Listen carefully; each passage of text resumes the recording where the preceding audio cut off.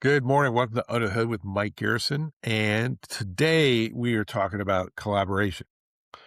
So, collaboration is kind of like speed when you're a mountain biker. It's your best friend up until it's your worst enemy. And the reason I'm going to talk about it today is I had two distinct conversations, two, not three, two distinct conversations yesterday with different people about how do I handle collaboration effectively with all these people I know. I mean, I generally have a like my filter's like gauze, you blow on it and it's gone. And so I tell people the truth.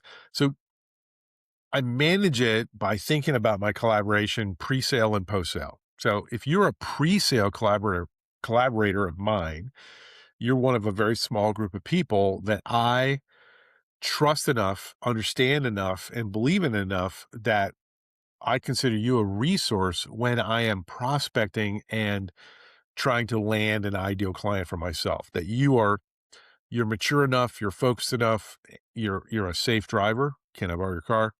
You understand my systems, and you're someone that I will use to amplify my sales process. And I'm not talking about just landing the client, I'm talking about afterwards. That's like 4 or 5 people, and that could grow to 10 depending upon the context of the relationship. But generally that's 4 or 5 people that I'm talking to almost on a weekly basis.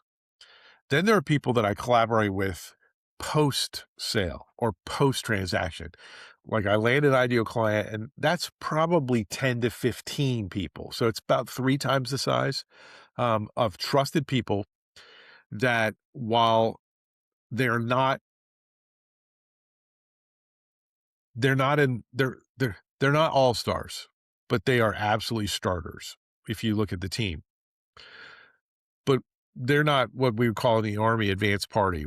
They're not people that we're parachuting in behind enemy lines and getting stuff done. They are people that we bring in once we've got the beachhead and we're going. So what does that mean? Well, one of my I have an appointment Thursday with a couple opportunities that's derived strictly because of one of my special operator kind of guys who's a pre-transaction friend of mine. And the reason is because he's that good. He's just that good. And he kind of sets the table for everything.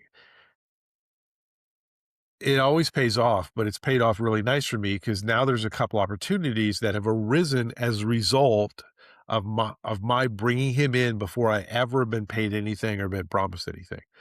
And that's what I want to tell you about collaboration. When you look at this process, especially when you look at, I mean, I just released the white paper, the fee opacity thesis. When you look at how do I get paid more for my judgment? How do I get involved in more complex and more profitable um, advisory situations? Well, collaboration is a huge part of that because if you're just left with your own expertise, you're not going to be paid as much.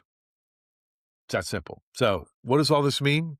It means that you do not collaborate the same way with everyone, that you have to have different levels of collaborators, and do it your way, whether it's sports, whether it's military, whether it's both, whether it's art, I don't care. But like all relationships are valuable, but not all relationships are equally valuable at all the time.